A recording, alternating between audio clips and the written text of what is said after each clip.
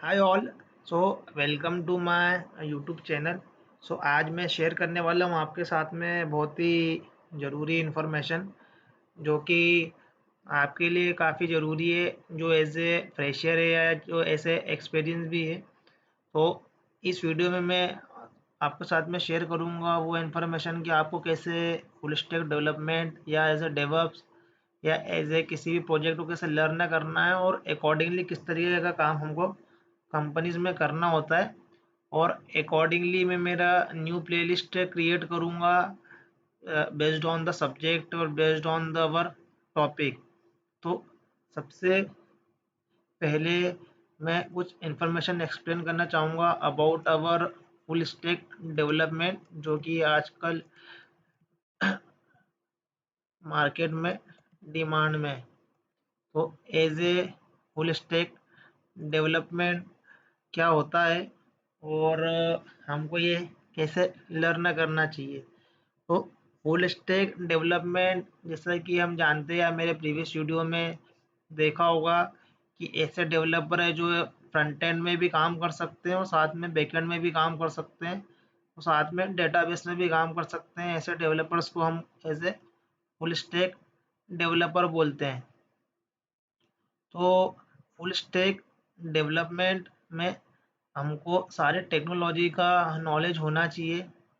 But तुम यदि फ्रेशियर हो और कोई सब्जेक्ट या कोई कोर्स लर्न कर रहे हो अभी, तो वो कई फुल स्टैक डेवलपमेंट है, तो तुमको directly full stack development course learn नहीं करना चाहिए।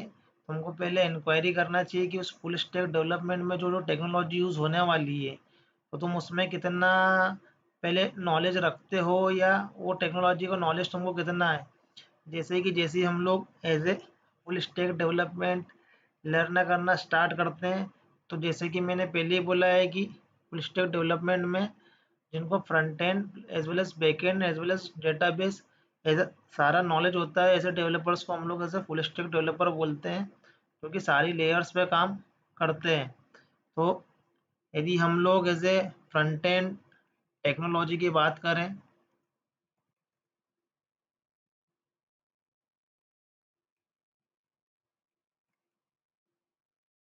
फ्रंट एंड टेक्नोलॉजी के बारे में हम बात करें तो बेसिकली फ्रंट एंड टेक्नोलॉजी में हमको नॉलेज होना चाहिए HTML, CSS और फ्रंट एंड टेक्नोलॉजी की जो लैंग्वेज है जैसे जावा स्क्रिप्ट। और हाई लेवल पर जाएंगे तो फ्रंट एंड रिलेटेड जो भी हमारे पास में फ्रेमवर्क है लाइक एंगुलर, रिएक्ट। और एंगुलर रिएक्ट पे काम करने के पहले हमको जो लैंग्वेज है उसका नॉलेज होना चाहिए वैसे टाइप स्क्रिप्ट। तो ये फ्रंट एंड टेक्नोलॉजी पे काम करेंगे तो हमको इसका नॉलेज होना चाहिए। यदि हम लोग ऐसे यदि बैकएंड के बारे में बात करें तो हमको बैकएंड में यदि हम जावा बेस्ड हम लैंग्वेज हमने लर्न किया या जावा लर्न किया है, तो हम ऐसे जावा या जावा से रिलेटेड जितनी भी टेक्नोलॉजी होती है लाइक सर्वलेट, JDBC, ये हम ऐसे बैकएंड में यूज़ करेंगे।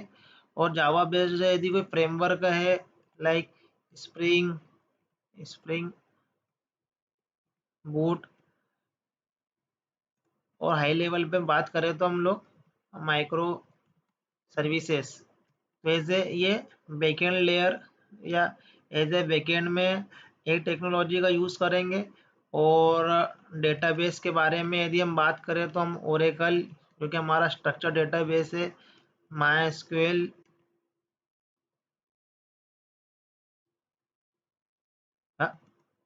MongoDB, इस तरीके का डेटाबेस हम लोग एज ए यूज़ करते हैं। हमको इन सबका नॉलेज होना चाहिए।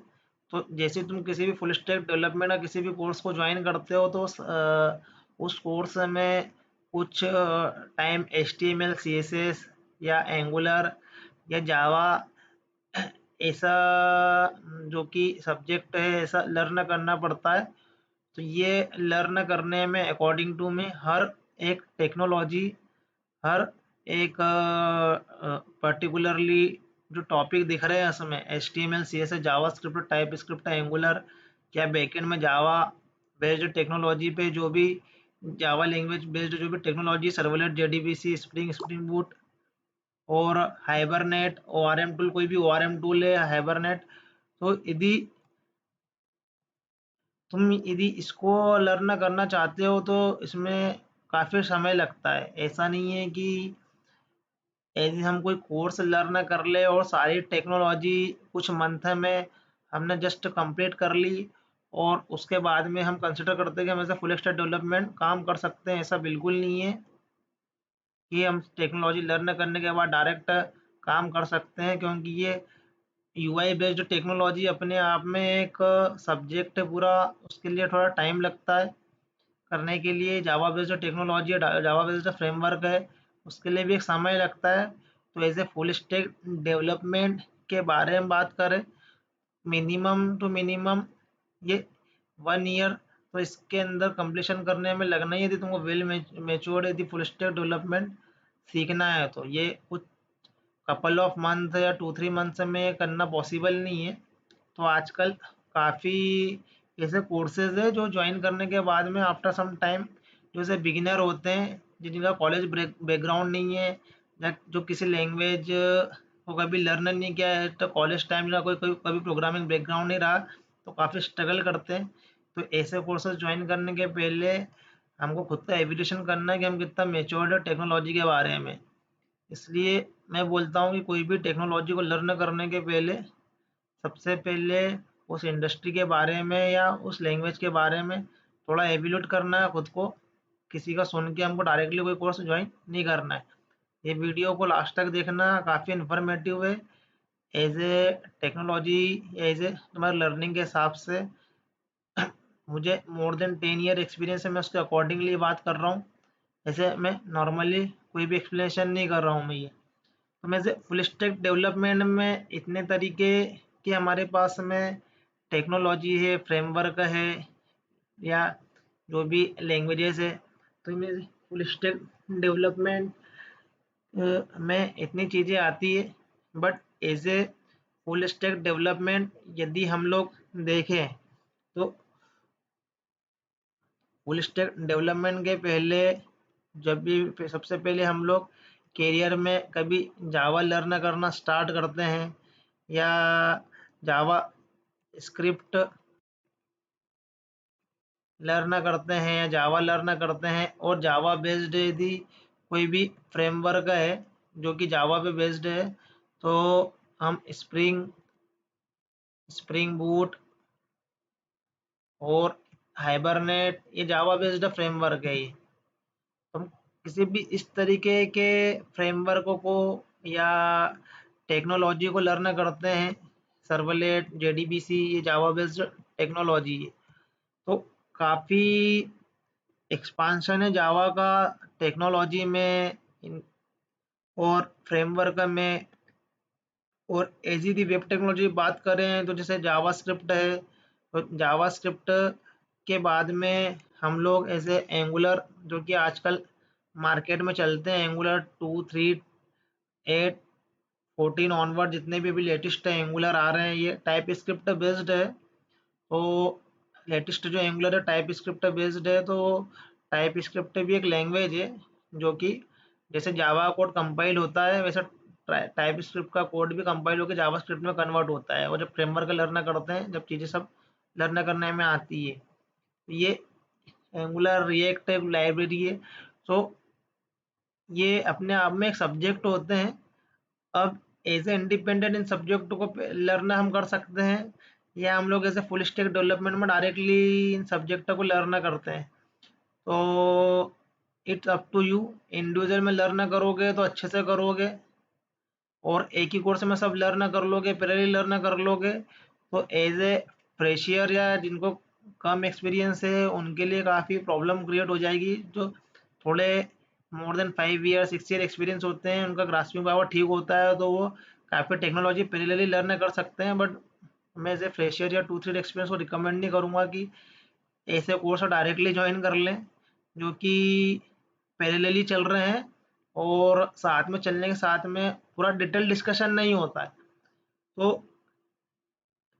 अभी इनको या तो इंडिविजुअल लर्न करे, तुमको जैसे फुल स्टैक डेवलपमेंट बनना है, और यदि साथ में भी लर्न कर रहे हो, पैरेलली लर्न कर रहे हो, तो क्लियरिटी रहे कि हम क्या लर्न कर रहे हैं, उसके अकॉर्डिंगली हम लोग फुल स्टैक डेवलपमेंट करते हैं। तो ये full stack development course learn करना और इस फुल स्टैक डेवलपमेंट कोर्स करने के बाद में इंडस्ट्री में काम करना, दोनों में बहुत डिफरेंस है।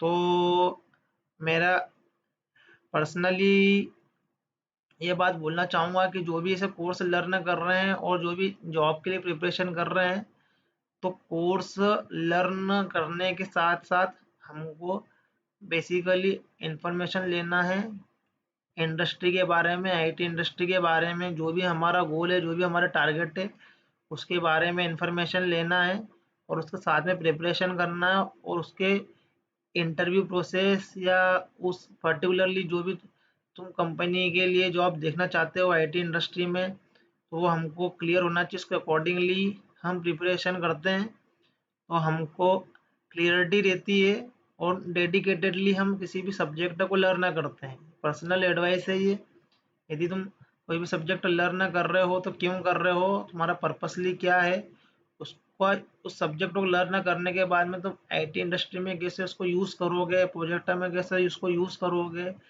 जस्ट सब्जेक्ट लर्न कर लिया है और जो भी प्रोग्राम है उसको रिटर्न कर लिया है या उसको जस्ट एग्जीक्यूट करके आउटपुट ले आया है, तो कोई मीनिंग नहीं है इसका, जब तक कि तुम जो भी लर्न करने वाले हो उसको कैसे आईटी इंडस्ट्री में या प्रोजेक्ट में यूज़ करने वाले हो, तो ही प्रॉपर वे में लर्निंग कर रहे हो, अदरवाइज टाइम वेस्ट कर रहे हो स्ट्रेट फॉरवर्डली। तो हमको हमारे गोल क्या है, हम कैसे इसको यूज़ करेंगे, जो भी हम लर्न कर रहे हैं हमको ये क्लियर होना चाहिए। तो ये as a full stack development में इतने टेक्नोलॉजी के बारे में मैंने बात की, और सिमिलरली मैं इस फुल स्टैक डेवलपमेंट कोर्स के पहले कुछ चीज़ होती है जिस रिलेटेड टू आईटी इंडस्ट्री की, आईटी इंडस्ट्री है क्या, तो मैंने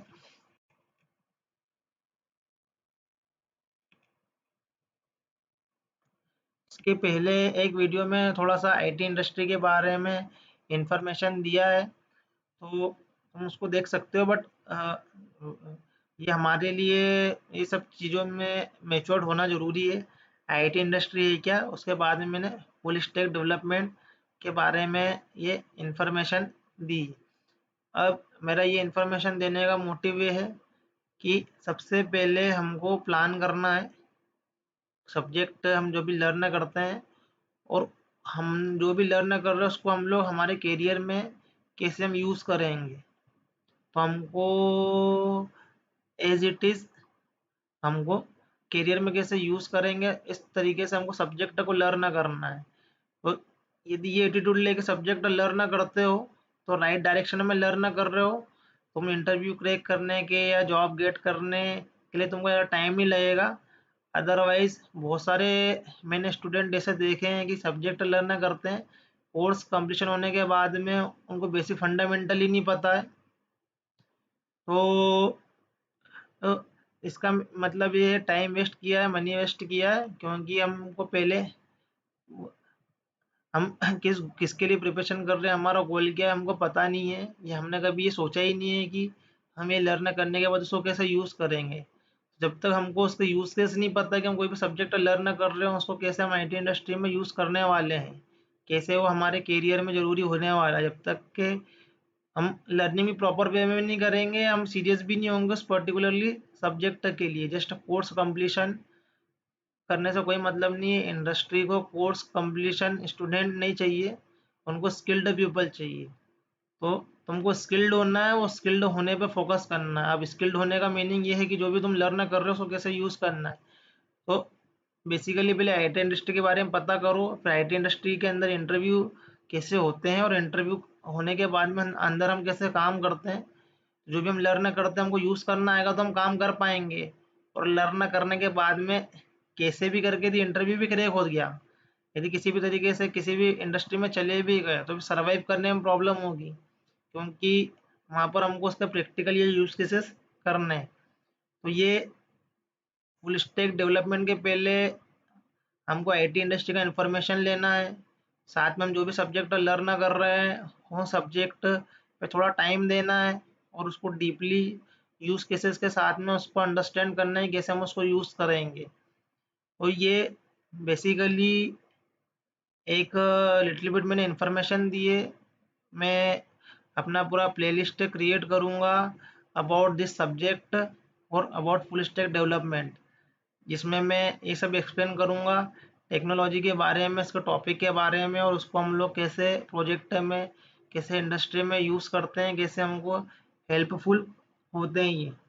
तो सिमिलरली ये ऐसे मैं फुल स्टैक डेवलपमेंट की बात कर रहा हूँ, तो मैं ऐसे डेवलपर डेजिग्नेशन के बारे में बात कर रहा हूँ मैं। तो प्रीवियसली वीडियो पे मैंने काफ़ी चीज़ें डिस्कस की है, उसको गो थ्रू जरूर कीजिए, जिसमें मैं आईटी इंडस्ट्री के बारे में मैंने कुछ इन्फॉर्मेशन दी है। काफ़ी ज़रूरी है वो इन्फॉर्मेशन होना, काफ़ी ज़रूरी होता है। सब्जेक्ट लर्निंग करने के साथ में वेल मैच्योर्ड भी होना है कि आईटी इंडस्ट्री है क्या, आईटी इंडस्ट्री कितने कितने टाइप की है। तो अब हम ऐसे डेवलपर रोल में बात कर रहे हैं, तो फुल स्टैक डेवलपर की बात कर रहे हैं, और इसी के साथ में एक और सब्जेक्ट या एक स्ट्रेटजी है डेवऑप्स, जो कि अभी मार्केट में बूम पे है। तो ये एक डेवऑप्स भी अपने आप में एक कम्प्लीटली एक स्ट्रेटजी है। तो आईटी इंडस्ट्री में बहुत सारे रोल होते हैं, मैंने प्रीवियसली वीडियो में बताया है मैंने, ये बहुत सारे टाइप की डेजिग्नेशन होती है। हम किस डेजिग्नेशन पे जाना चाहते हैं, या जो भी हम सब्जेक्ट लर्न करेंगे तो हमको क्या रोल मिलेगा, क्या हमारी रिस्पॉन्सिबिलिटी होगी, या कितने टाइप के इंटरनली टीम में हम कैसे अपना रोल प्ले करते हैं, डिफरेंट डिफरेंट पोजीशन क्या है, डिफरेंट डिफरेंट डिपार्टमेंट क्या है। तो ये पर्टिकुलरली मैंने काफ़ी इन्फॉर्मेशन मेरे प्रीवियसली वीडियो में से शेयर की है। तो इसमें मैं थोड़ी टेक्निकल बातें करने के पर्पज़ से अलग वीडियो में क्रिएट कर रहा हूँ, जिसमें मैं as a full stack development के बारे में मैंने यहाँ पर कुछ चीज़ें बताई है, और मैं कुछ चीज़ें डेवऑप्स के बारे में एक्सप्लेन कर रहा हूँ। और उसके बाद में मैं ये एक्सप्लेन करूँगा कि तुम ये लर्न करोगे भी, तो लर्न करने के बाद में काम हम करते हैं तो काम कैसे होता है। तो बताने का मोटिव ये है कि इंडस्ट्री में काम कैसे होता है, ये चीज़ें पहले से पता होना ज़रूरी है। उसी मैनर में हमको सब्जेक्ट लर्न करना है। तो पहला, एज हम फुल स्टैक डेवलपमेंट कोर्स कर रहे हैं या फुल स्टैक डेवलपमेंट नहीं भी कर रहे हैं, तो फुल स्टैक डेवलपमेंट के अंदर जितनी भी टेक्नोलॉजी है उसको इंडिविजुअली लर्न कर रहे हैं।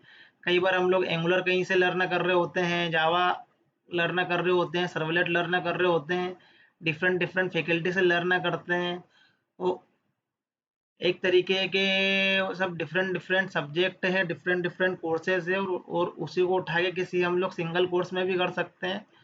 तो अल्टीमेटली बहुत सारी टेक्नोलॉजी है, जितनी ज़्यादा टेक्नोलॉजी का नॉलेज होगा, तो एज हम अपने आप को as a full stack development की कैटेगरी में आएंगे। हम मल्टीपल लेयर्स के पे काम करते हैं, प्रेजेंटेशन लेयर, बिजनेस लेयर, या परसिस्टेंस लेयर, ऑल लेयर पे हम लोग काम कर सकते हैं। हम as a full stack developer है।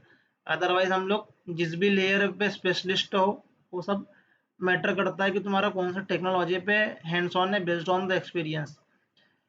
तो ये डेवलपमेंट लेवल की बात की है मैंने, जिसके अंदर डेवलपर कोड राइट करता है, और वो कोड राइट करने के बाद में जो भी आगे होता हो उस कोड का बिल्ड होता है, और बिल्ड होता है, प्रोसेस होता है, सर्वर पे जाता है, काफ़ी प्रोसेस है। बट डेवलपर का रोल है कोड राइट करने का। अब इस जो हमारे पास में रिटर्न कोड है, रिटर्न कोड के बाद में कोड राइट कर दिया हमने, उसके बाद में क्या करेंगे, फिर अपने काम को कैसे सबमिट करेंगे, काम हमारा कैसे कोड शेयर होगा, कैसे वो कोड सर्वर पे जाएगा। तो काफ़ी सारी प्रोसेस होती है। तो उन प्रोसेस को हैंडल करने के लिए, या आईटी इंडस्ट्री के अंदर जो भी बिजनेस प्रोसेस होता है उसको हैंडल करने के लिए हमारे पास में होते हैं कुछ टूल्स।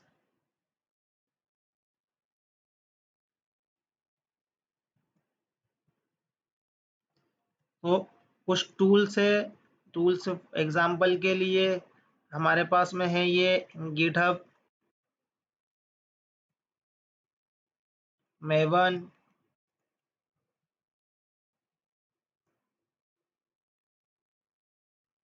सोनार क्यूब,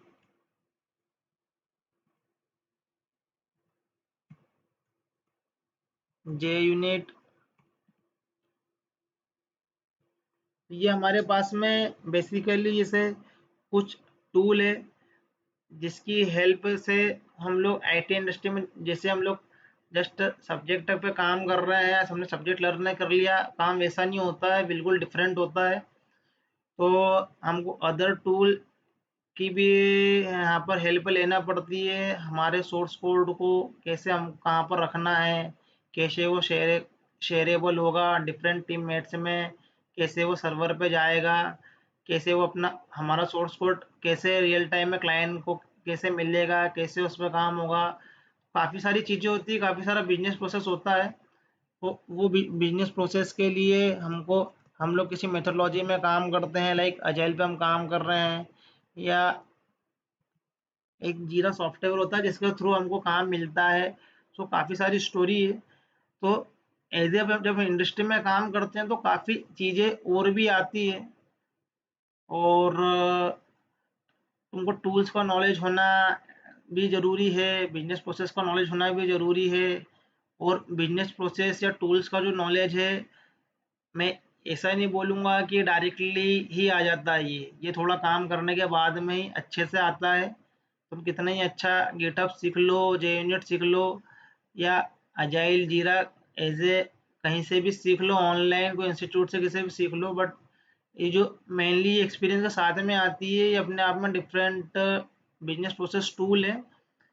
ये इंडस्ट्री पे डिपेंड करते हैं, इसलिए थोड़ा सा एक्सपीरियंस के साथ में आती हैं ये चीज़ें ये। तो इसके बारे में बाद में हम डिटेल में डिस्कस करेंगे। अभी गोल ये है कि हम सब्जेक्ट लर्न जो भी कर रहे हैं उसका हम रियल टाइम हमेशा सोच के देखें, रियल टाइम यूसेस क्या है, मैं उसको कैसे अपने प्रोजेक्ट में, इंडस्ट्री में, या आफ्टर गेटिंग द जॉब, या मैं जॉब कर रहा हूँ तो इन फ्यूचर में जो कंपनी स्विच करेंगे तो कैसे मैं यूज़ करूँगा। या कई बार हम ऐसे होते हैं कि किसी इंडस्ट्री में काम कर रहे होते हैं, बट हम लोग टेक्नोलॉजी पे काम नहीं कर रहे होते हैं, किसी डिफरेंट टेक्नोलॉजी या जो हमारे इंटरेस्ट में नहीं है, हम इसी टेक्नोलॉजी पे काम कर रहे होते हैं, लेकिन कहीं से हम लोग अलग सब्जेक्ट या अलग कोर्सेज लर्न कर रहे होते हैं। तो उस केस में भी हमको सोचना पड़ता है कि हमारे जो भी कॉन्सेप्ट हम लर्न कर रहे हैं उसको हम लोग रियल टाइम में कैसे यूज़ करने वाले हैं। तो हमारा लर्निंग एटीट्यूड ऐसे ही रखना है कि जैसे हमको आईटी इंडस्ट्री में कैसे काम करेंगे, इस टॉपिक को हमको यही सोच के हमेशा किसी भी सब्जेक्ट को लर्न करना है। तो जो भी लर्न कर रहे हैं उसका रियल टाइम यूज़ केस दिमाग में, हमारे माइंड में आना चाहिए। नहीं आ रहा है तो पूछना है, डिस्कस करना है, बट कैसे तुमको यूज़ करना है ये ज़रूरी होता है। तो ये तो डेवलपमेंट लेवल की बात हो गई है। अब मैं थोड़ी सी ऑपरेशनल लेवल में बात कर लूँ मैं, तो ये डेवऑप्स स्ट्रेटजी अभी मार्केट में बूम में है। मार्केट में बूम में नहीं, इंडस्ट्री स्ट्रेटजी को यूज़ करती है अपने काम को, डिलीवरी को फास्ट करने के लिए, क्लाइंट को डिलीवर करने के लिए। तो डेवऑप्स अपने आप में एक पूरी स्ट्रेटजी है। तो डेवऑप्स के मामले में होता ही है कि जो एज ए फ्रेशियर या एज ए जो लेस एक्सपीरियंस पीपल है, तो वो डेवऑप्स लर्न करते हैं, तो उनको ये लगता है कि हम कुछ टूल से लर्न कर लेंगे डेवऑप्स के, तो हम एज ए डेवऑप्स इंजीनियर हो गए। जैसे कि डेवऑप्स लर्न करने के लिए हमको एज ए गिट का नॉलेज, गिटहब और बिटबकेट और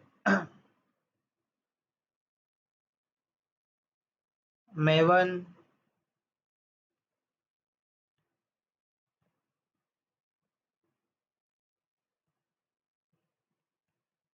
सोनार क्यूब और नेक्सस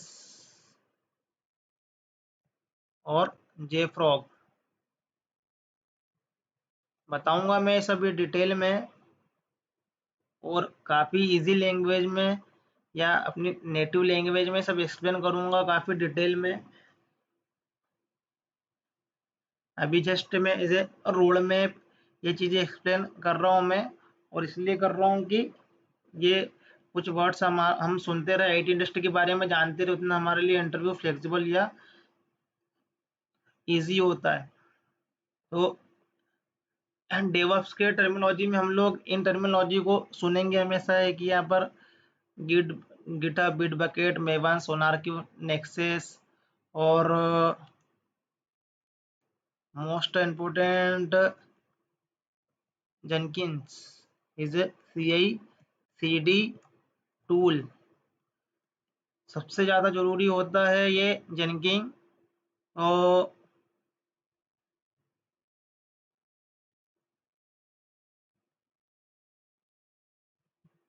आंसिबल और शेफ,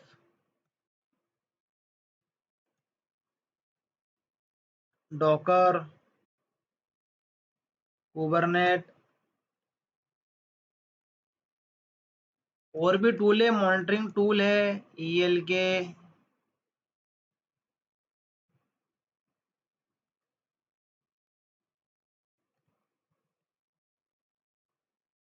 गफाना, प्रोमीथ्यूस,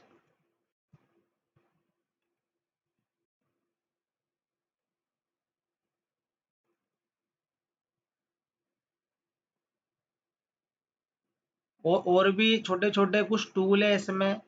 तो ये एज ए डेवऑप्स इंजीनियर होते हैं, तो इसका इन टूल्स का हमको नॉलेज होना चाहिए।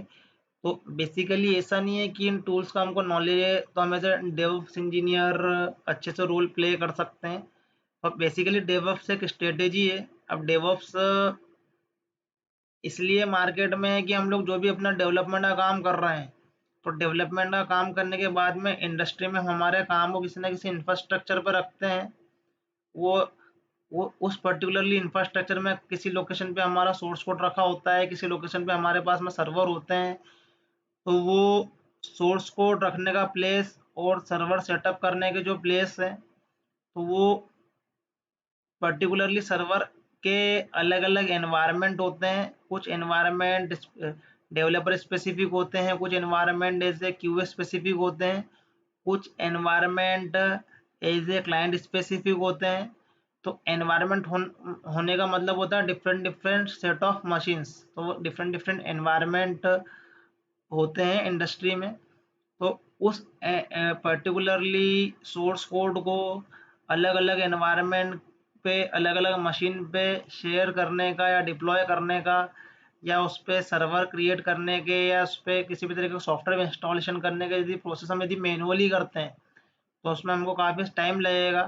बट डेवऑप्स स्ट्रेटजी से हम उस चीज़ को काफ़ी फास्ट करते हैं, और सारी चीज़ें ऑटोमेटिकली होती है, ऑटोमेटेड होती है। तो पर्टिकुलरली जैसे कि आज के समय में हम देखते सारी की सारी चीज़ें एज ए ऑटोमेटिकली है। यदि हम लोग ऑनलाइन कुछ बुक कर रहे हैं, पिज़्ज़ा बुक कर रहे हैं, या फिर हम लोग ऑनलाइन कैब बुक कर रहे हैं, तो काफ़ी सिस्टम होता है वो ऑटोमेटेड चलता है, और उसके अकॉर्डिंगली डिलीवरी होती है। तो यदि ये चीज़ें ऑनलाइन होने से, ऑटोमेशन होने से चीज़ें फास्ट हो गई है ये, तो ऐसा ऐसा कि ऐसे ही हम लोग किसी भी काम को इंडस्ट्री में भी इसी तरीके से ऑटोमेशन करके फास्ट करते हैं। जो भी हमारे प्रोजेक्ट हैं उसको हम लोग ऐसे फास्ट डिलीवरी देते हैं उसकी। तो काफ़ी सारी चीज़ें हैं जो कि एज ए डेवऑप्स में आती है। तो जो भी डेवलपमेंट साइड से जो भी डेवलपमेंट होगा, either to the front end, back end और डेटाबेस, किसी भी तरीके का डेवलपमेंट हो, तो ये तो डेवलपमेंट हो जाता है। जैसे वन टाइम हमने हमारा सोर्स कोड राइट कर दिया है, बट उस सोर्स कोड को किस एनवायरनमेंट पे हमको शेयर करना है, टेस्ट करना है, उस पे से टेस्टिंग, काफ़ी डिफरेंट डिफरेंट टाइप की टेस्टिंग होती है। तो टेस्टिंग के भी अलग अलग एनवायरनमेंट होते हैं। तो हमको बहुत सारी मशीनों का सेटअप करना पड़ता है, एक ही सोर्स कोड को मल्टीपल मशीन पे डिप्लॉय करना होता है। और आज के टाइम में जो हमारी एप्लीकेशन है माइक्रो सर्विसेज बेस्ड है, तो इंफ्रास्ट्रक्चर और लार्ज स्केल पे होते हैं, तो और सारी चीज़ें हमको मैनुअली करने में टाइम लगता है।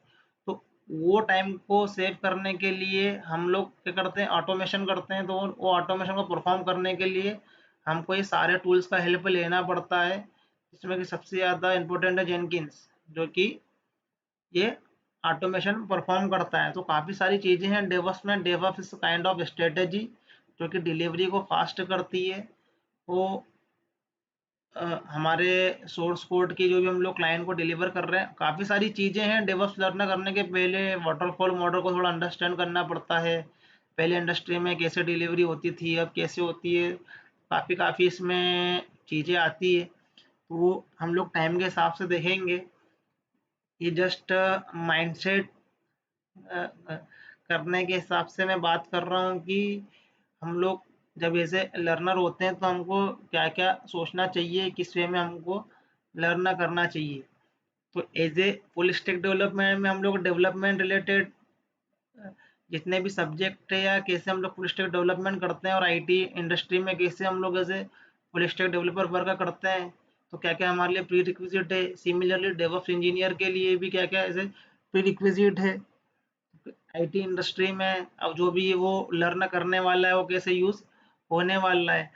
अब इस डेवऑप्स के अंदर जो सेट ऑफ टूल्स हम लर्न करते हैं, तो कुछ टूल ऐसे होते हैं उसमें कि जो डेवलपर के लिए भी मैंडेटरी है उस टूल के बारे में नॉलेज रखना। तो पर्टिकुलरली बीट गिटहब के बारे में डेवलपर को भी नॉलेज होना चाहिए, और मेवन के बारे में भी डेवलपर को नॉलेज होना चाहिए, सोनार क्यूब के बारे में भी डेवलपर को नॉलेज होना चाहिए, जेनकिन के बारे में भी कई बार डेवलपर्स को नॉलेज होना चाहिए। अब क्यों होना चाहिए, क्या होना चाहिए, मैं फ्यूचर में डिटेल में सब बताऊंगा कि इंडस्ट्री में काम कैसे होता है, कैसे हम टूल को यूज़ करते हैं, और कैसे ये डेप्थ में जाके देखेंगे कैसे इस टूल्स पे हम लोग काम करते हैं। जस्ट फॉर पहले अंडरस्टैंडिंग कर रही है कि हमारा रोल क्या है, हम लोग क्या लर्न कर रहे हैं, हमको क्लियरिटी रहे कि जो भी हम लर्न कर रहे हैं कैसे हम उसको यूज़ करेंगे। जस्ट सब्जेक्ट लर्न करने नहीं बैठ जाना है, किसी की हमने सुन लिया है कि किसी ने बोला ये कोर्स कर लो तो हम डायरेक्टली ये कोर्स करने लग गए। पहले हमको पता करना है कि हम जो भी लर्न करेंगे उनको यूज़ क्या होने वाला है करियर में, नहीं तो उसमें टाइम वेस्ट करेंगे। काफ़ी इंस्टीट्यूशन ऐसे हैं कि तुम सुन के लर्न कर वहाँ पर लर्न करने पहुँच जाते और पता ही नहीं होता हम सब लर्न करने के बाद करने क्या वाले हैं, और हम कोर्स कंप्लीट हो जाता है और हमको क्लियर ही नहीं होता कि हमने कोर्स कंप्लीट क्यों किया है ये। तो जैसे फुल स्टैक डेवलपमेंट में काफ़ी सारी टेक्नोलॉजी का डेवलपमेंट है, सिमिलरली उसको हमको डिलीवरेबल करना है। बहुत सारी मशीनें, बहुत सारे एनवायरनमेंट पे क्लाइंट को बहुत सारे कॉन्फ़िगरेशन मैनेजमेंट होते हैं, वो ऐसे डेवऑप्स में आते हैं। अब फुल स्टैक डेवलपमेंट हो या एज ए डेवऑप्स इंजीनियर हो, तो किसी भी तरीके का पर्सन हो, दोनों के लिए कुछ चीज़ें जानना ज़रूरी है। और वो दो चीज़ों में सबसे ज़्यादा ज़रूरी है ऑपरेटिंग सिस्टम।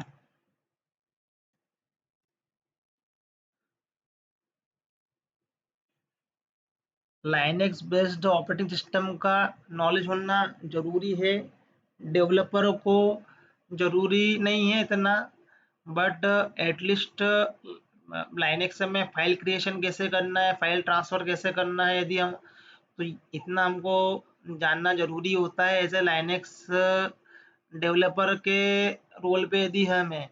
बट डेवऑप्स के लेवल पे हमको 100% काफ़ी इंफॉर्मेशन चाहिए इन ऑपरेटिंग सिस्टम का। बहुत सारी चीज़ें होती है क्योंकि वहाँ पर मशीनें आपस में कम्युनिकेट करती है, और रिमोटली कम्युनिकेशन ज़्यादा होता है मशीनों का एज ए डेवऑप्स इंजीनियर की साइड से। तो Linux based operating system, Ubuntu या सेंटोस, किसी भी तरीके के फ्लेवर का नॉलेज होना, डेप्थ नॉलेज होना ज़रूरी होता है एज ए डेवऑप्स इंजीनियर। और फुल स्टैक डेवलपर के लिए ये इतना मैंडेटरी नहीं है, बट मेरे हिसाब से होना चाहिए। काफ़ी सारी चीज़ें होती है जो कि डेवलपर को भी यूज़ में आती है, डेवलपर को भी रिमोटली ऐसे सिस्टम एक्सेस करना पड़ते हैं। तो या एज ए एक्सपीरियंस हम लोग, और हमारी रिस्पॉन्सिबिलिटी बढ़ती है तो हमको as a Linux based operating system से भी कम्युनिकेट करना पड़ता है, एनवायरनमेंट से भी कम्युनिकेट करना पड़ता है। तो लाइनेक्स ऑपरेटिंग सिस्टम के बारे में नॉलेज होना ज़रूरी है। और एक बात और मैं बोलूँगा कि जो एज ए डेवलपर होते हैं तो आईटी इंडस्ट्री में सबसे ज़्यादा जो सिक्योर है या जो फ्रिक्वेंटली प्रोजेक्ट चेंज कर सकते हैं या कंपनी चेंज कर सकते हैं, तो वो डेवलपर होते हैं, क्योंकि डेवलपर हमेशा डिमांड में रहेंगे। क्योंकि प्रोजेक्ट किसी भी तरीके का प्रोजेक्ट है, या तो वो डेवलप हो रहा होता है या माइग्रेट हो रहा होता है या वो मेंटेनेंस पे होता है। तो एज ए डेवलपर यदि डेजिग्नेशन रखते हो तो हमेशा डिमांड में रहोगे, तो थोड़ा सिक्योर रहोगे। But as a other engineer, as a DevOps है या एज ए क्यूए है, तो इस केस में चीज़ें वेरी करती है, क्योंकि डेवअप्स इंजीनियर का काम एक बार इंफ्रास्ट्रक्चर बिल्ड होगा तो उसके बाद सपोर्ट ही देना पड़ता है। फिर डेवलप इंजीनियर की इतनी डिपेंडेंसी नहीं रहती है जब तक इंफ्रास्ट्रक्चर क्रिएट नहीं होता है। एक बार नया प्रोजेक्ट का इंफ्रास्ट्रक्चर क्रिएट हो गया तो डेवलप्स इंजीनियर को सिर्फ उसको मेंटेन करना है। तो डेवलप्स इंजीनियर का उस पर्टिकुलरली प्रोजेक्ट पे इतनी तरीके की डिपेंडेंसी नहीं रहेगी जैसे कि डेवलपर की रहती है। इस पर माई एक्सपीरियंस है।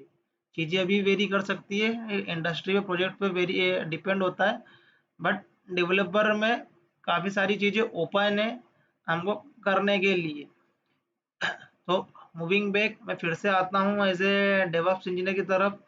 तो लाइनक्स बेस्ड ऑपरेटिंग सिस्टम का नॉलेज होना ज़रूरी है। साथ में ज़रूरी है आज की तारीख में, मैंने जैसे ही तुमको बोला है कि जो डेवऑप्स अपने आप में एक स्ट्रेटजी है, काफ़ी टूल्स का नॉलेज होना चाहिए।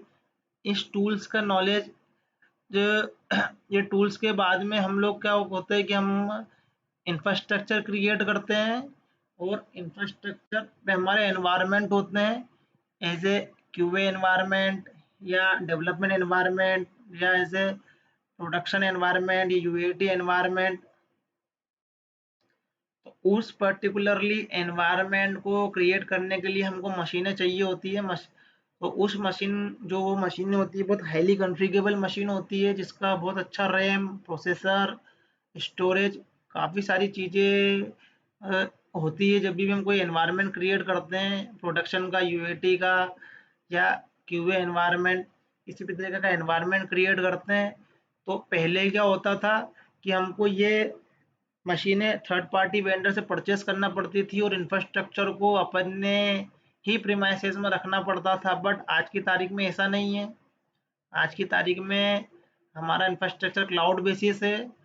क्लाउड बेसिस होने का मीनिंग ये है कि रेडीमेडेड मशीनें अवेलेबल है, उसके वेंडर है, तो हमको जस्ट उनसे परचेस करना है, उनको यूज़ करना है, और जितना हम उसको यूज़ करेंगे हमको उसके लिए बिल पे करना है। तो ये एज ए क्लाउड अवेलेबल है, इसलिए मार्केट में क्लाउड कंप्यूटिंग अभी बूम में है।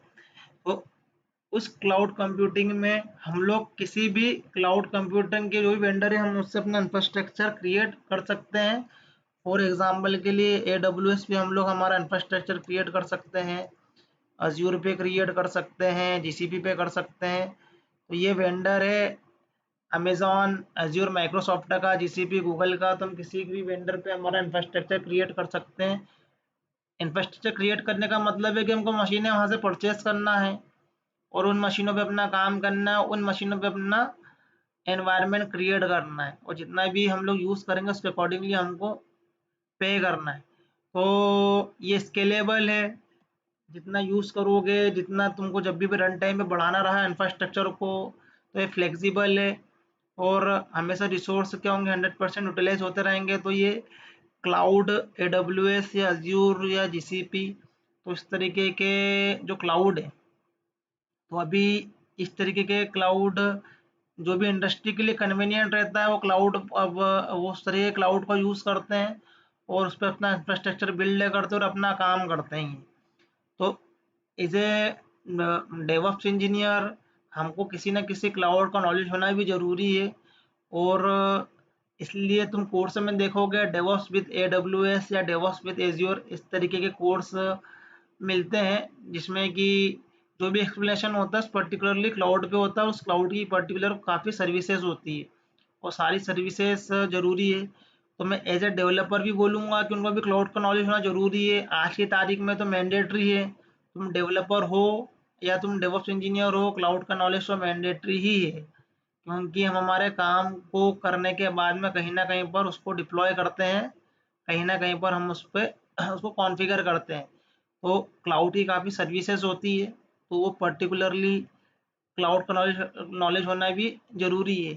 तो एज ए डेवलपर क्लाउड का नॉलेज या लाइनक्स बेस्ड ऑपरेटिंग सिस्टम का नॉलेज या कुछ टूल्स का नॉलेज बहुत काफ़ी ज़रूरी है, और डेवऑप्स इंजीनियर को तो ज़रूरी है ही।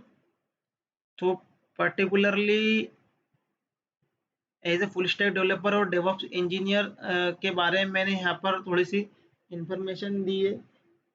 अब मैं एज ए सब्जेक्ट के बारे में यदि मैं इसे बात करूँ, तो मैं इसे फुल स्टैक डेवलपमेंट भी प्लेलिस्ट क्रिएट करूँगा कि फुल स्टैक डेवलपमेंट हम करते हैं, कैसे सोचते हैं, कैसे प्रोजेक्ट क्रिएट करते हैं, कैसे बिल्ड करते हैं, जो भी हमारा प्रोसेस है। तो पर्टिकुलरली जावा की टेक्नोलॉजी बेस्ड या जावा के framework based separate playlist create करूँगा, और as a full stack development के लिए प्लेलिस्ट क्रिएट करूँगा मैं। सिमिलरली डेवऑप्स इंजीनियर के लिए प्लेलिस्ट क्रिएट करूँगा मैं, उसके अंदर सारी चीज़ें एक्सप्लेन करूँगा, और वो जो भी एक्सप्लेन करूँगा उसके रियल टाइम यूज़ केस क्या है, कहाँ पर हमको यूज़ करना है, किस सिनेरियो में आते हैं। क्योंकि इंटरव्यू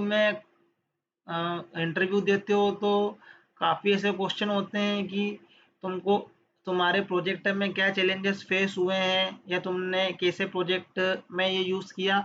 और एग्जांपल के लिए तुमसे कभी इंटरव्यू में ये पूछा जाता है कि हम लोग जावा लर्न कर रहे हैं, तो फंडामेंटल क्वेश्चन यही होता है कि तुमने उस कॉन्सेप्ट को अपने प्रोजेक्ट में कैसे यूज़ किया है। तो तुम्हारे आंसर से ही पता लग जाता है कि तुमने प्रोजेक्ट पे काम किया ही नहीं है, जस्ट तुम लैंग्वेज के बारे में जानते हो, जस्ट तुम सिंटेक्स के बारे में जानते हो, या मैक्स टू मैक्स तुम एज ए हेलो प्रोग्राम तुमने राइट किया है, या तुमको जस्ट तुमने लर्न किया, कभी उसकी प्रैक्टिस नहीं की है। तो इंटरव्यू से सब समझ में आता है कितना काम किया है, कितना हम सोचते हैं, कितना अंडरस्टैंड करते हैं। तो ये सब चीज़ें जैसे हम कोई सब्जेक्ट लर्न कर रहे हैं, तो हमको हमेशा रियल टाइम यूज केस के बारे में सोचना है। जब तक रियल टाइम के यूज केस के बारे में सोचोगे नहीं, तब तक इंटरव्यू में स्मूथली परफॉर्म नहीं करोगे। इंटरव्यू में हमेशा स्ट्रगल रहेगा। इंटरव्यूअर कम सेटिस्फाई होते हैं, तो एक्सपीरियंस होते हो तुम, तो तुम्हारे आंसर अलग होते हैं। बट एज ए फ्रेशियर या कुछ कपल ऑफ एक्सपीरियंस है, कपल ऑफ ईयर्स का, या हम लोग नॉन आईटी बैकग्राउंड से है, तो काफ़ी चीज़ें डिफरेंट होती है। तो अकॉर्डिंगली हम आंसर नहीं कर पाते हैं। इसलिए जो भी सब्जेक्ट लर्न कर रहे हो, तो थोड़ा सा टाइम और दो, और उसका रियल टाइम यूज के जानने की कोशिश करो। नहीं हो तो डिस्कस करो कि इसको हम एज ए कहाँ पर यूज कर सकते हैं, कहाँ पर जो भी हमने लर्न किया है उसको किस किस बेस का हम लोग प्रोजेक्ट में हम ऐसा क्रिएट करते हैं। तो ये तो लर्निंग की बात होगी, सब्जेक्ट लर्निंग की और डेवऑप्स लर्निंग की। तो सब्जेक्ट लर्न कर रहे हैं तो थोड़ा यूज केस के साथ में लर्न करें, आईटी इंडस्ट्री के बारे में थोड़ा पता करें, नॉलेज रखें, उसका डेजिग्नेशन के बारे में नॉलेज रखें, या ऐसे लोगों से बात करते रहे जो ऑलरेडी वर्क कर रहे हैं कि मैं ये लर्न कर रहा हूँ, उसके क्या एडवांटेज है, कैसे मैं उसको प्रोजेक्ट में यूज़ करूँगा, क्या मैं उसको कैसे मैं एक्सप्लेन करूँगा। तो काफ़ी चीज़ें होगी, तो तुमको खुद को कॉन्फिडेंस आएगा। तो as a full stack development as a DevOps engineer मैंने कुछ चीज़ें एक्सप्लेन की है, उसके बारे में प्लेलिस्ट भी क्रिएट करूँगा मैं। अब एज ए तुम full stack development course learn करते हो, एज ए डेवऑप्स लर्न करते हो, और तो उसके अलावा हम लोग जब इंडस्ट्री में काम करते हैं, तो सब्जेक्ट लर्न करने के बाद में हम लोग काफ़ी सारे टूल्स पे भी काम करते हैं, काफ़ी सारे टूल यूज़ करते हैं इंटरनली। उस प्रोजेक्ट पे काम करते हुए हम बहुत सारे टूल्स का यूज़ करते हैं।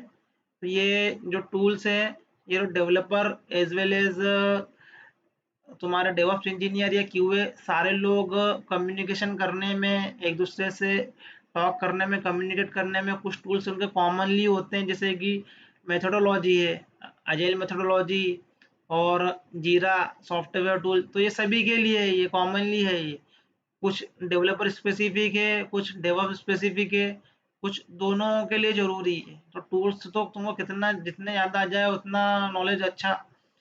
तो ये बेसिकली इतने टूल्स है। इसके अलावा भी कुछ टूल्स और है, जैसे कि लॉग फोर जे है, तो एप्लीकेशन में हम लोग लॉगिंग के लिए करते हैं। जे मीटर है, ये टूल होता है, ये परफॉर्मेंस के लिए होता है ये। फिर डिबगिंग करने के लिए हमको डेवलपर लेवल पे डिबगिंग का भी हमको नॉलेज होना चाहिए। फिर एज ए स्वेगर है, तो ये भी एक टूल है जब हम लोग रेस्टफुल बेस्ड एपीआई बनाते हैं। फिर पोस्टमैन है, ये भी क्या है, टूल है। तो ये भी डेवलपमेंट करते हैं, तो रेस्ट एपीआई बनाते हैं, तो ये काम में आते हैं ये। तो पर्टिकुलरली लॉम्बोक भी क्या है, ये अपने आप में एक ये टूल है। तो काफ़ी सारे टूल्स होते हैं जो कि अकॉर्डिंगली टाइम टाइम पे यूज़ होते हैं। तो प्रोजेक्ट में काम करते हैं तो चीज़ें काफ़ी डिफरेंट होती है, काफ़ी सारे टूल का नॉलेज, सब्जेक्ट के साथ में एनवायरनमेंट का नॉलेज, फिर हमारा टीम एनवायरनमेंट, कम्युनिकेशन, मेलिंग पे जो मेल कम्युनिकेशन होता है वो कैसे होता है, क्लाइंट कम्युनिकेशन कैसे होता है, बिजनेस एनालिस्ट कैसे बिजनेस को लाता है, कैसे क्लाइंट से बात करता है, कैसे डेवलपर से डील करता है, काफ़ी सारी चीज़ें होती है। तो ये सब चीज़ों को जानने के लिए, इंडस्ट्री के अंदर काम को जानने के लिए सब्जेक्ट हमने लर्न कर लिया है, तो हम इस चीज़ के लिए डिज़ाइन करते हैं as a real time project.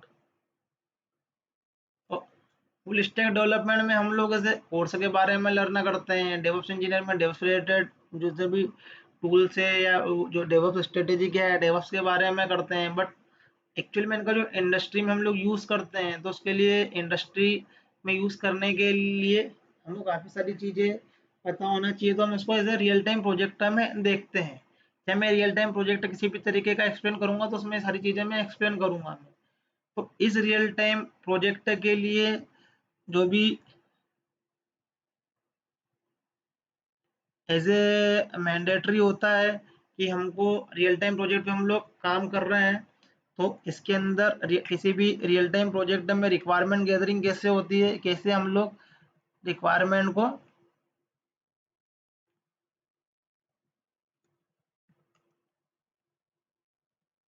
Client से गैदर करते हैं। तो हम नहीं करते हैं, हाई लेवल बिजनेस एनालिस्ट होते हैं वो कम्युनिकेट करते हैं।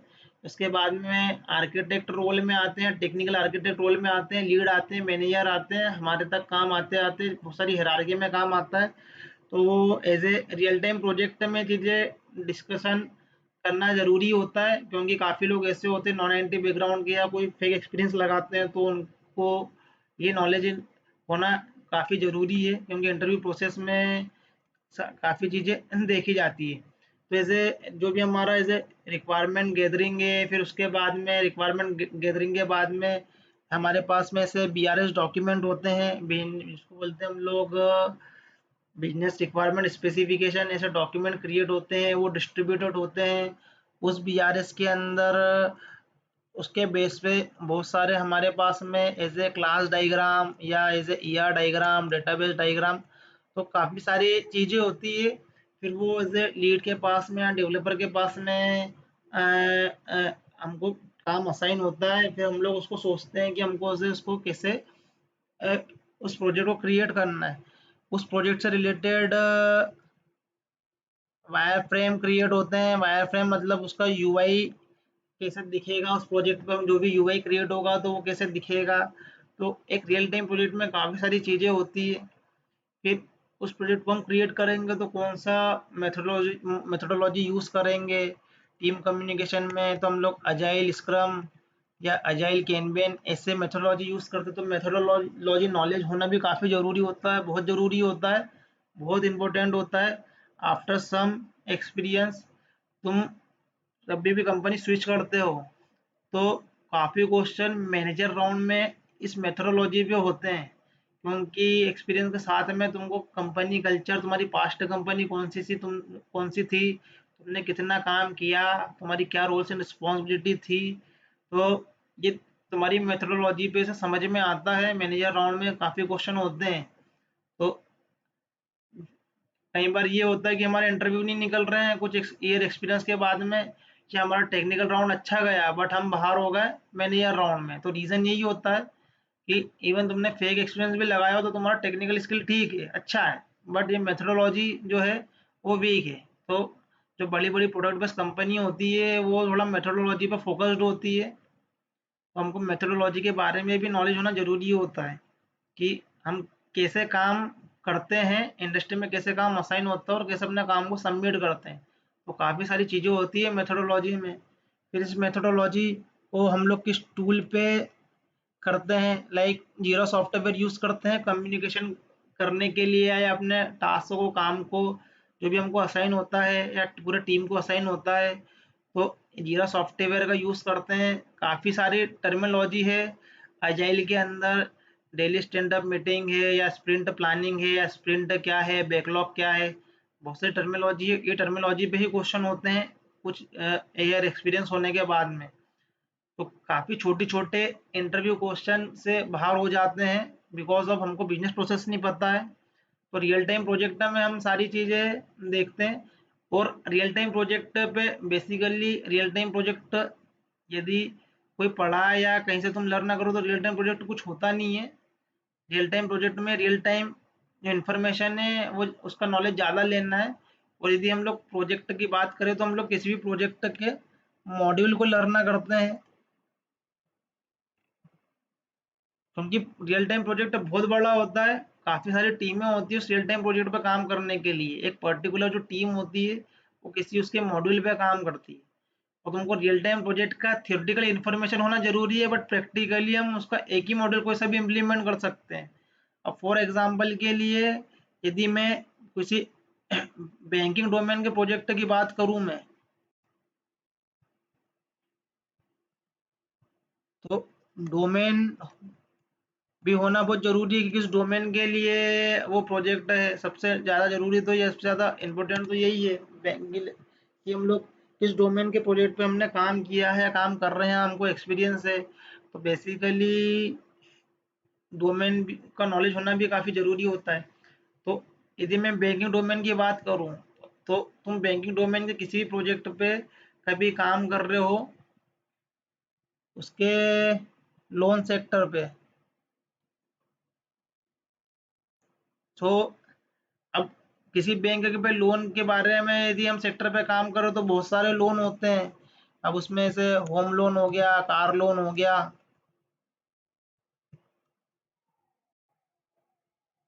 गोल्ड लोन हो गया। तो काफ़ी सारे सेक्टर है उस बैंक के लोन में। तो हो सकता है कि तुम किसी लोन के बैंकिंग डोमेन के प्रोजेक्ट के अंदर किसी लोन के प्रोजेक्ट या किसी होम लोन वाले मॉड्यूल में काम कर रहे हो, या होम लोन के अंदर भी और सेपरेट सेपरेट मॉड्यूल हो सकते हैं, तो उस पे काम कर रहे हो। कौन सा टाइप का बैंकिंग है, कॉर्पोरेट बैंकिंग है, रिटेल बैंकिंग है, तो हम किसी भी एक पर्टिकुलरली मॉड्यूल पे काम कर रहे होते हैं। हम एंटायरली पूरे के पूरे प्रोजेक्ट पे काम नहीं कर रहे होते हैं। तो बहुत बड़े डिपार्टमेंट में बहुत सारे प्रोजेक्ट होते हैं, उस प्रोजेक्ट के किसी मॉड्यूल पे हम लोग काम कर रहे होते हैं। तो as a real time project में कोई सा भी यूज केस पकड़ के हम लोग रियल टाइम प्रोजेक्ट क्रिएट कर सकते हैं। बट रियल टाइम प्रोजेक्ट जब भी लर्न करते हो तो वो उसके लर्न करने में बेसिकली हमको टेक्निकल नॉलेज के साथ में हमको एज ए इंडस्ट्री के अंदर की बातें जो होती है कि इंडस्ट्री में काम होता है तो हम लोग कौन सी मेथोडोलॉजी यूज़ करते हैं, टीम कम्युनिकेशन कैसे करती है, हम तो रिक्वायरमेंट गैदरिंग फेस कैसे होता है, कैसे हमारे पास में प्रोजेक्ट का काम आता है, कैसे असाइन होता है, कैसे डिस्ट्रीब्यूटेड होता है, कौन कौन सी मीटिंग होती है। तो ये कुछ टर्मिनोलॉजी से खेलना पड़ता है जैसे जब हम लोग रियल टाइम प्रोजेक्ट के बारे में लर्न करते हैं। तो टेक्निकली अच्छा होने के लिए as a full stack development के कोर्स अच्छे होना चाहिए। जो भी हम लोग टेक्नोलॉजी वे में लर्न कर रहे हैं उसके यूज केस अच्छे से क्लियर होना चाहिए। तो टेक्निकल राउंड इसके बेसिस पे जाएगा। लेकिन जो तुम्हारा मैनेजर राउंड है या एचआर राउंड है तो बेसिकली उस पे इस एरिया में बात होती है। और ये यदि जो ऑलरेडी इंडस्ट्री में काम कर रहे हैं उनके लिए नॉर्मल है, जो काम नहीं कर रहे होते हैं या जो कुछ एक्सपीरियंस कहीं और से लगा रहे होते हैं उनके लिए चीज़ें थोड़ी सी क्रिटिकल हो जाती है, क्योंकि कभी देखी नहीं होती है, जस्ट सुनी होती है या किसी से, या तुमने किसी ने टीच कर दिया तो अकॉर्डिंगली हमारे वैसे फ्लेक्सिबल आंसर नहीं होते हैं जैसा है कि इंटरव्यूअर एक्सपेक्ट करता है। तो इस वजह से कोई लर्न कर रहे हो तो ये चीज़ों पे ध्यान देना। मैं as a real time project explain करूँगा मैं तो उसमें सारी काफ़ी चीज़ें मैं एक्सप्लेन करूँगा और किसी न किसी मॉड्यूल पे भी काम करूँगा कि इसमें हम लोग मॉड्यूल पे काम करते हैं, कैसे रिक्वायरमेंट गैदरिंग फेज़ होता है, फिर कैसे हम काम करते हैं, फिर इस पर्टिकुलरली मॉड्यूल के बेस पे मैं इन टेक्नोलॉजी का यूज़ करके मैं एक पूरा प्रोजेक्ट क्रिएट करूँगा और उस प्रोजेक्ट को मैं एज ए डेवलप स्ट्रेटजी के थ्रू उसको इंफ्रास्ट्रक्चर पे डिप्लॉय करूँगा मैं। तो ओवरऑल जितना भी काम होता है इंडस्ट्री में एज ए मैं रियल टाइम प्रोजेक्ट में सारी चीज़ें एक्सप्लेनेशन करूँगा मैं, कैसे टीम कम्युनिकेट करती है, कैसे काम आता है, हम हमारे काम को कैसे करते हैं, काम करने के बाद में कैसे सोचते हैं, कैसे डिबग करते हैं, बैकएंड टेक्नोलॉजियों को कैसे सोचना है, फ्रंट एंड को कैसे सोचना है, किस तरीके का यूआई कैसे दिखता है, कैसे वायरफ्रेम होते हैं, कैसे टीम में कम्युनिकेट करती है, कैसे front end developer backend developer काम करते हैं, कैसे माइक्रो सर्विसेज क्रिएट करते हैं, उस माइक्रो सर्विसेज को कैसे हम टेस्ट करते हैं, बिल्ड करते हैं, डिबग करते हैं, एज वेल एज उस काम को कैसे हम लोग ऐसे डेवलप स्ट्रेटजी के थ्रू इंफ्रास्ट्रक्चर पे इन सारे टूल्स की हेल्प से हम लोग कैसे डिप्लॉय करते हैं, डिप्लॉय करने के बाद कैसे मॉनिटर करते हैं। तो ये ओवरऑल इतनी चीज़ें एक्सप्लेन करने के लिए जो एक्सपीरियंस चाहिए वो more than 7 year 8 year 10 year है, depends on your number of company, कितनी कंपनी में तुमने काम किया है, कितने प्रोजेक्ट पे काम किया है, ये भी सारे टूल्स टेक्नोलॉजी का नॉलेज होता है जो कि मैं एक्सप्लेन करने वाला हूँ सारी चीज़ें। तो मैं से फुल स्टैक डेवलपमेंट कोर्स भी ये सब्जेक्ट भी एक्सप्लेन करूँगा डिफरेंट डिफरेंट प्लेलिस्ट में, साथ में as a real time project के बारे में भी एक्सप्लेनेशन करूँगा मैं, रियल टाइम प्रोजेक्ट पे कैसे काम करते हैं, इंडस्ट्री में काम कैसे होता है। इसलिए बेसिकली 3 कैटेगरी में कोर्स है, फिर फुल स्टैक डेवलपमेंट या डेवऑप्स इंजीनियर या as a real time project. तो मैं किसी भी तरीके की प्लेलिस्ट क्रिएट करूँगा तो उसके अकॉर्डिंगली मैं सारी चीज़ें एज ए सेपरेट यहाँ पर मतलब उसको सेपरेट करके रखूँगा ताकि तुम फॉलो कर सकते हो, या जो भी मेरे वीडियो फॉलो कर रहा है वो इजीली अंडरस्टैंड कर सकता है। ये तो मैं एज ए ओवरऑल जो जो भी मेरा एक्सपीरियंस है उसके अकॉर्डिंगली मैं इंफॉर्मेशन शेयर करता रहूँगा। तो होपफुली ये तुम्हारे लिए काम का होगा।